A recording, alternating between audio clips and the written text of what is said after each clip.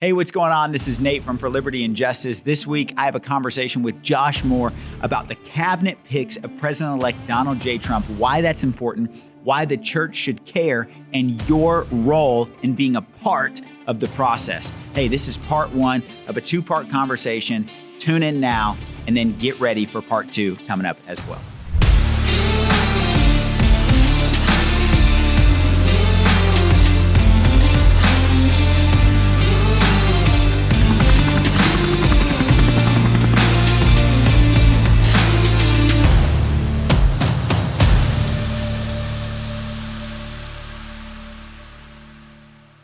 Okay, so Josh, we've been talking back and forth on, all of these picks, and they're incredibly impressive. And honestly, I think there's three things happening. Number one, I think the church is excited that, I feel like this is like NFL draft day. For the first time, America is watching cabinet picks. Never in my lifetime has this been such a big deal. It's like we're releasing them one by one. Those that are not heavily invested in politics, maybe this is your first time really getting involved in a presidential election.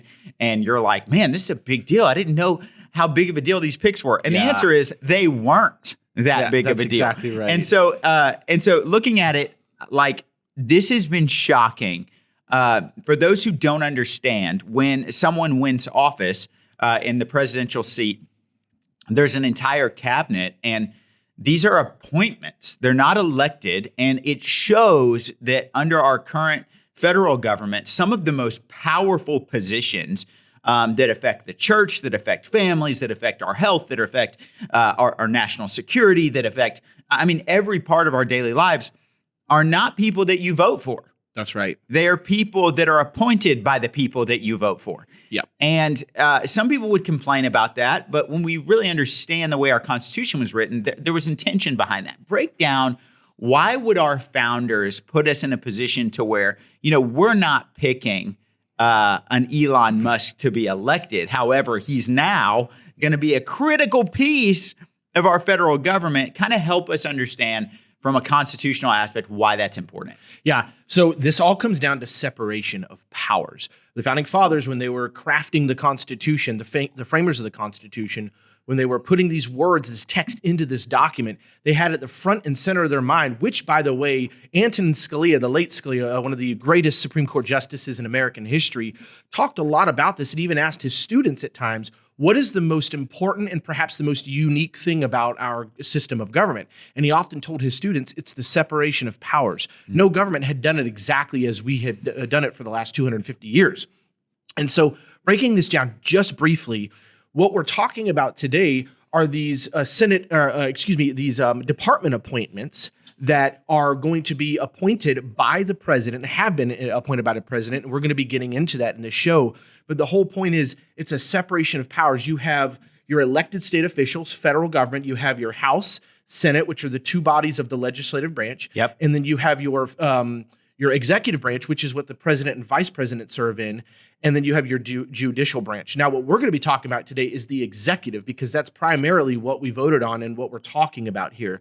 And the executive branch is broken down by the president and vice president, and then the president's cabinet members and officers and ambassadors and so on and so forth. And that's what we're going to be discussing today. This cabinet essentially provides the president advice on an array of different issues that our country faces in different departments, such as the EPA, the Department of Homeland Security, National Defense, National Intelligence, you name it, we're going to be talking about DOJ. The DOJ. Yeah, what a great play on of words. And so break that down for me. What does DOJ stand for? It is the Department of Government Efficiency, which is new. This is brand new. And typically we would not be promoting the introduction to new departments in the federal government, but this one is quite literally a department that's being created to destroy other departments. That's exactly right. And I like to put it this way. This is really a fun way of putting it for businessmen who really relate to the term ROI, or return on investment. Yeah. The return on investment in this situation is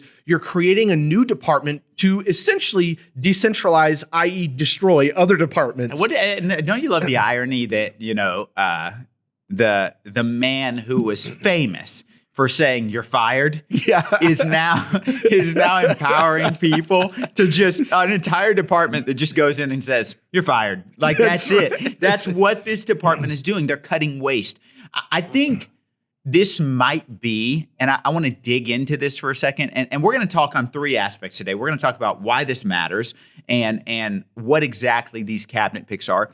We're also going to talk about why Christians should care about these cabinet picks. And then we're going to talk about how the church can actually play a role in making sure that these cabinet picks that are so vitally important for our nation and for our religious liberty, how the church can play a role in actually ensuring that that takes place. And so Absolutely. I think the first part is, let's talk about Doge, because I'll be honest with you, of all of the picks, in my top two, the Department of Government Efficiency is up there. I don't think it's my top pick, but it should be in our top picks, because one of the things that as believers we believe in is stewarding our resources well. And as you now know, as a formerly elected official, and now you're serving in state government here in Texas, and you've studied our Constitution and our founding fathers and the intentions that they had. You've written a book about it. As you know, like, one of the ways that we absolutely destroy the freedoms of our people is overtaxing them. That's right. And then using their money in an effort to blindly help. We are actually taking away the freedoms for their generosity to do it themselves. And so the Department of Government Efficiency is set up, and let's talk about kind of what that is. And we briefly did, but it's to come in and slash wasteful spending, the bureaucratic state. I mean, it's going to begin to remove things. I was reading, this was so wild. I was reading things that we were spending money on as the federal government. And one of those things was, there was a study that our federal government, now keep in mind, this is the same season where Americans can't afford groceries, same season where record high inflations, interest rates are skyrocketing. Yeah. We've got an open border. Fentanyl is flooding into our streets. Human and drug trafficking are running rampant across America. And yet our federal government was using money, this is insane, to see if the addition of cocaine in animals caused them to be more sexually active. Yes. That's insane. It's insane. And like, this would be a perfect example of the Department of Government Efficiency just coming in and going, nope, not anymore, slash. We're done with that. That's right. So talk to me about the power of what it could mean if this department actually does what it's supposed to do. So let's break it down to a very simple, a more specific level. You've got the EPA, for example, which Lee Zeldin is currently Trump's pick for appointment over the EPA. Now, why does the EPA matter? Well, the EPA gets to decide a lot of regulatory, makes a lot of regulatory decisions that control zoning boards and how they decide whether or not businesses get to be chosen for XYZ property. This could affect churches and where churches are allowed to be built, nonprofit organizations, charitable organizations that are faith-based. This matters a lot. This is what a lot of people run into. And so let's bring it back now to 30,000 foot level. What's going to happen is, at least this is the hope, that you have Lee Zeldin, who goes into the EPA and begins to deregulate, make decisions that pull back on that and allow the open door and opportunity for churches to make those decisions more widely and have it more accessible for the churches to build properties there. That's number one. Number two, what I'm excited about, actually it is one of my top favorites, is the Department of Government Efficiency. Vivek and Elon are supposed to go in and they begin to look at all of these departments and say, hey, Lee Zeldin and, Marco Rubio or whoever it may be that's involved into some of these things, say, hey, what can we do to cut this back? What can we do to cut this regulation back? And so ideally, that's what Vivek and Elon would do. It's interesting, though. Vivek did a 7.5-minute interview on Fox News recently and in detail explained what they're going to do. He said even at one department, I forget which one it was, there was hundreds of billions of dollars that were just missing. Yeah. How do you have billions of dollars that are just missing? And that's the whole point. He said, we could be cutting so much cost and paying off our federal debt. Yeah. And so the idea is they go in and they start cleaning house, fire this person, fire that person. Yeah. And by the way, keep this in mind, they want to move. They're also talking about moving these departments across the country into different places. I think, okay, so let's pause for a second there, because I think it's important to remember who is really touting that idea. So right now, the two people that have been placed at the time, who is they haven't, it's not full confirmation, right? Yeah. And we'll talk about that. Yes, absolutely. But President-elect Donald Trump, our future president, has said he wants Elon Musk, the wealthiest man in the state of Texas, who lives here now, proud resident of Texas. I think it's awesome. Yeah. He has said that he wants Elon Musk, who is not just a brilliant mind, but a brilliant financial connoisseur, someone who has made sure that his companies are running efficiently. I loved when he bought Twitter, now known as X. It'd always be Twitter to me, but when he bought Twitter, it was so crazy the amount of people that he let go to make the company work more efficiently. And guess what? The app grew in revenue, which just goes to show hiring more personnel is not the answer to greater results. Right. It's getting the right personnel in. And so he not only appoints, Elon Musk, who has proudly stepped in and said, yep, it's time to, all the memes are hilarious. Like, what exactly do you do here? And it's them about to fire people.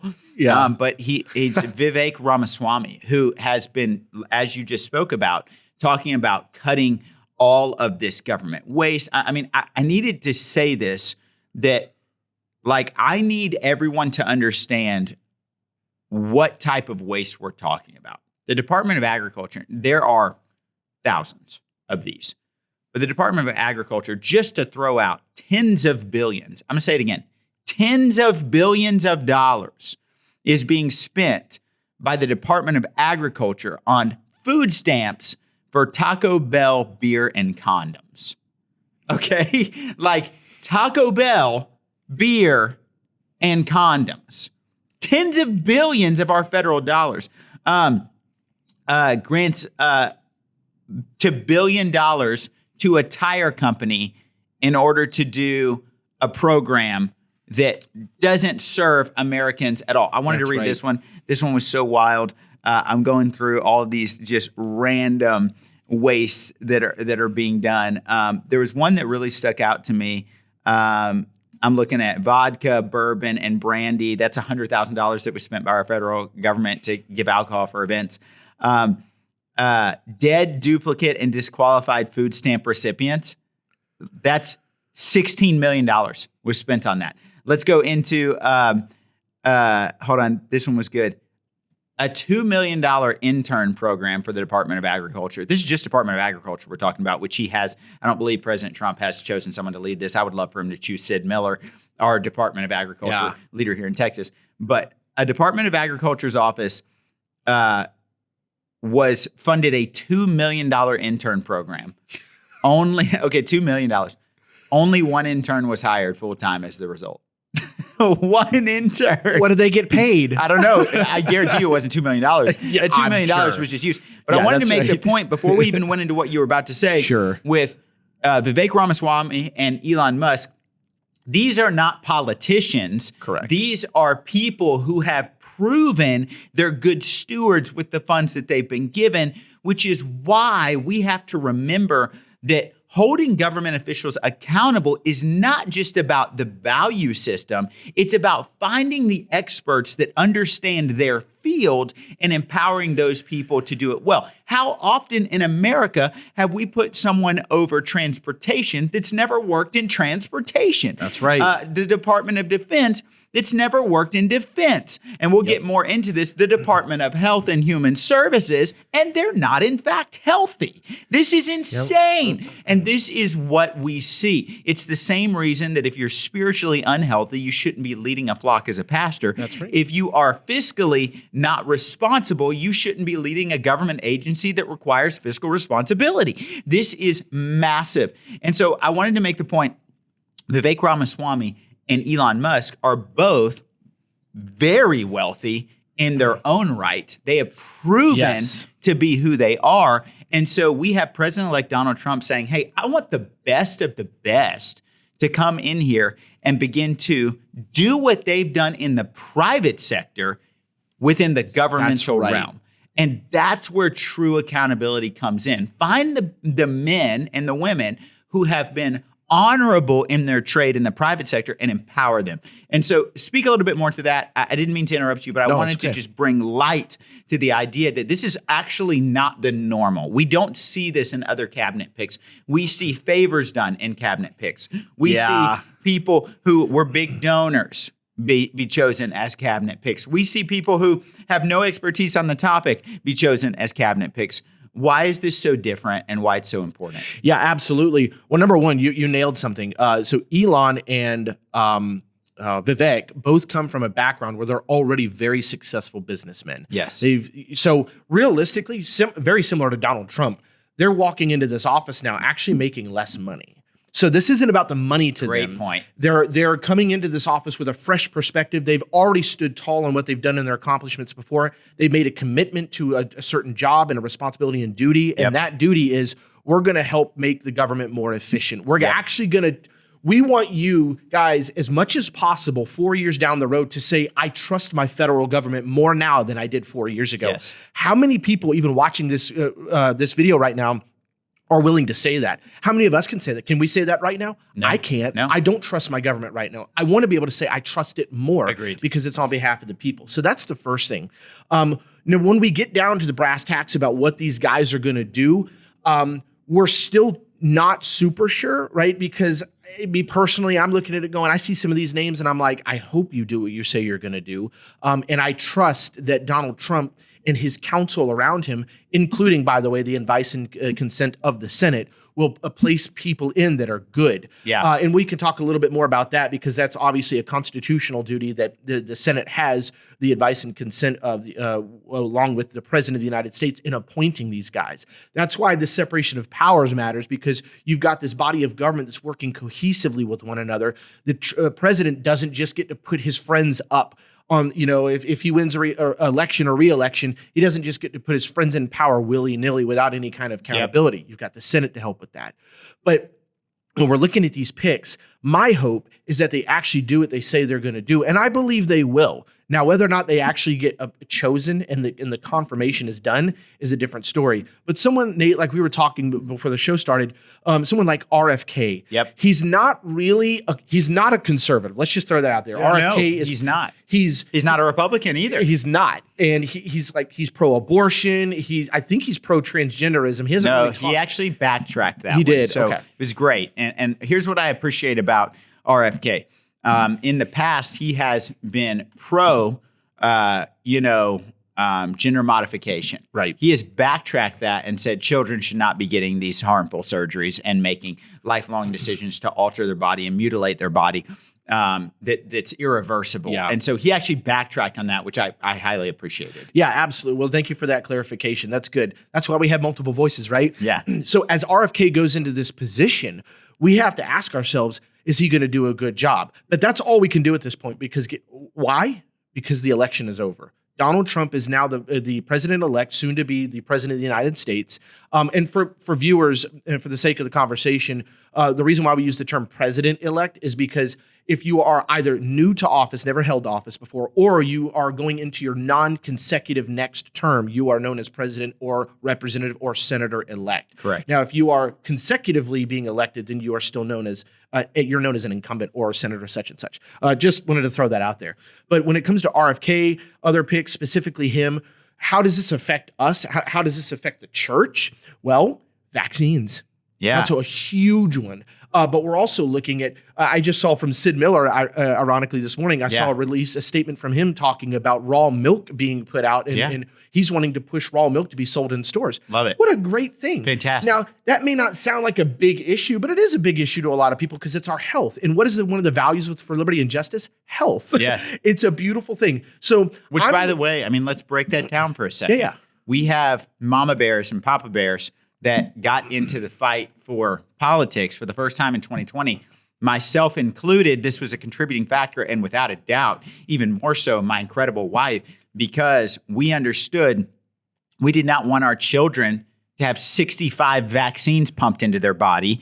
And we didn't want those harmful chemicals that it's so clearly harmful. Yeah. And by the way, it's not even debatable. There's absolutely a link from increase of vaccine to increase in autism in children. It's absolutely, Right. it's not even close. And so we now, RFK is one of the voices. You might not agree with all of his stances on the issue, and this is why it's important for the church to talk about. So let's just go down the list here. Yeah. RFK, let's talk RFK.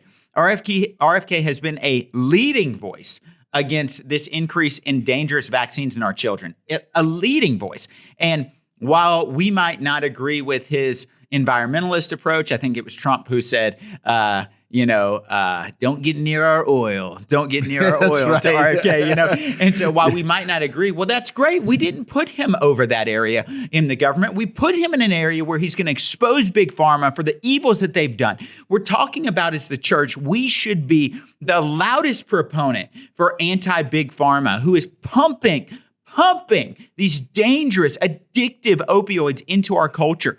Big Pharma is responsible for some of the most heinous crimes in our country. And now, there's a study done that why did Americans become so unhealthy? You might be looking at Twitter, and you'll see these old pictures, and you'll see, the beach in 1950s. Yeah. And honestly, they're dressed more modestly, so it's easier to look at. Yes, that's correct. But it's funny because everyone's thin. Everyone looks in shape. And it's like, this doesn't make any sense. Everyone was smoking, everybody, everyone's eating pure butter. They're making food with lard, all this kind of stuff. So funny. But that's like the truth. And everyone's healthy. Well, I'll tell you why.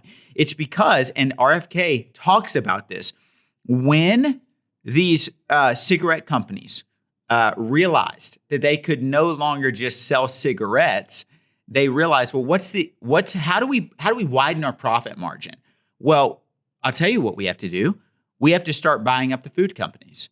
And it went from the drug of choice was cigarette that, admittedly harms your lungs. I'm not a proponent of smoking. I don't think anyone should smoke. But it went from a product that might harm your lungs, but that product is also considered increases your testosterone. There are arguably better benefits to smoking than pumping your body full of preservatives all day through the food industry. Right. And so RFK talks about when the food industry was taken over by those that had the cigarette companies is when they realized, oh my goodness, we get to now target children. That's why when you look in Canada right now, you'll have the same product, but a completely different ingredient list on the back of the box. And it's because Canada, the leftist, tyrannical Canada has cracked down on chemicals in their food that's killing children. Why is that important? Because you might not agree, church and pastor, with RFK's stance on abortion, and I agree, we shouldn't agree with that. But you better believe he is going to be the soldier to protecting our children from harmful chemicals and materials and vaccines inside of our children. And I would argue that is vitally important. And what have they done? What have they done? Even his family members, they have blackballed him, called him a conspiracy theorist, called him crazy, made up stories about him, dragged him through the mud as he was running for office. And I think we have to start as the church standing up and being like, hey, we don't agree with RFK on everything, but he is going to make America healthy again, which we as believers, that should matter. That should matter. It is detestable, the sin of gluttony in the scriptures. And, for far too long, we've had pastors that have stood in the pulpit being 200 pounds overweight. Oh, my gosh. And have talked about sexual immorality as if they are on the moral high ground. Right. And I'm sitting here just saying, hey, I would love the head of our HHS inside of the United States of America to have a six-pack. That'd be great. Because maybe they're holding the standard, Pastor. Maybe we should be championing these causes as the church and talking about health and talking about stewarding our bodies well and talking about watching what we eat. I think this matters, and I think it should matter to believers. Absolutely. I totally agree. And why we're having this conversation is because, in fact, this does and ought to matter to the church. For those in the church to whom it doesn't matter, this is why we're having this conversation. We're trying to drive home the point that health matters, our border matters, our finances matter, because I think too often the church gets into this, locked into this spiritual mindset where we go, well, do they pray enough? Do they do this? Do they do that?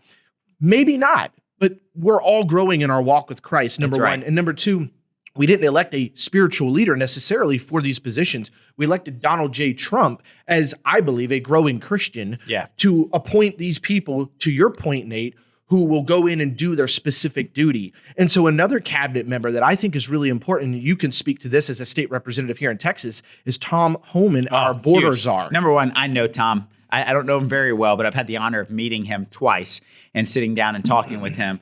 But before I even talk about Tom, I want to read this scripture because I think it leads into what we're going into. Ephesians 5:11 says, "Take no part in the unfruitful works of darkness, but instead expose them." Yeah. The church is responsible for exposing the darkness that is among our rulers in America today. That's right. And we have abdicated that role for so long as the church that mainstream media has happily taken that role. And the problem is they have twisted and lied because they don't have the moral compass that the church does. They're not going off of scriptures. This is why we need pastors to expose it. So you talk about a Tom Homan, maybe one of the top 5 picks for me as border czar. We're going from Kamala Harris, who maybe visited the border twice in her 4 years of being vice president, to now Tom Homan, who has vowed to crack down on every case of illegal immigration, no matter what it costs. We are going to clean up our country from violent criminals, cartels, and he's unapologetic about it. In fact, in front of the Congress, we see a clip where he's being questioned. I think it was by AOC, and AOC looked at him and she's like, do you believe in separating families? He's like, absolutely not. And she's like, well, you said you wanted to deport illegal aliens. He goes, the whole family can go home. Yes. And I was like, man, that's fantastic. You want to know why? Because if your first act of coming into our country is an illegal act against the law of this country, then you don't deserve to be in this country. That's right. I think that we have to hold the line as believers on that.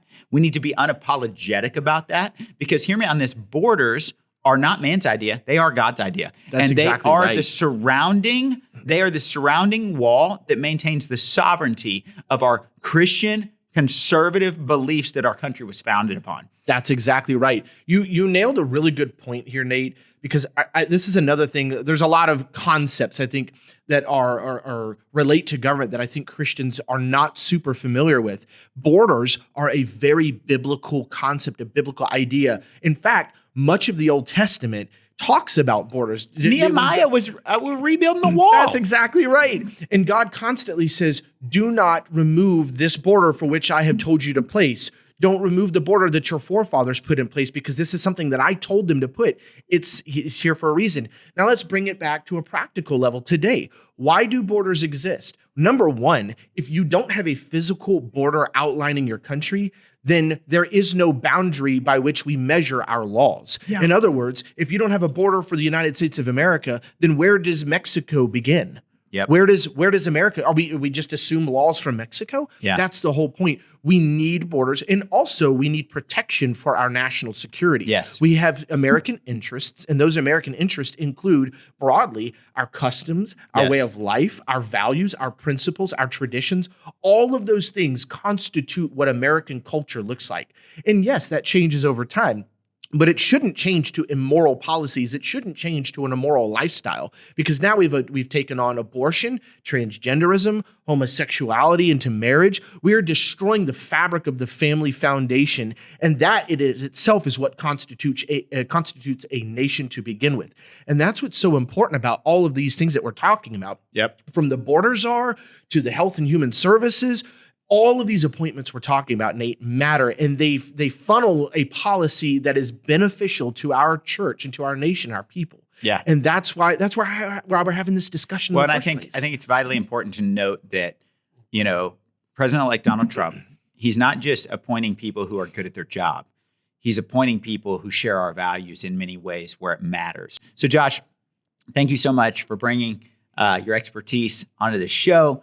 and making sure that we educate our believers that are watching today on why these appointments are so important, the role of why our founding fathers made it to where appointments are confirmed by the Senate, and this loophole that may allow for some of these appointments to go ahead and start exposing the deep state and cleaning up our nation on the federal level. So appreciate you, my friend. Thank you for having me. Hey, thanks for watching the For Liberty and Justice podcast, where we seek to mobilize the church, wake up the city, and take a stand for liberty and justice. If you'd like to become a monthly donor, check out our website, forlibertyandjustice.us, so that we can continue doing the work of mobilizing the church, waking up the city, and taking a stand for liberty and justice together.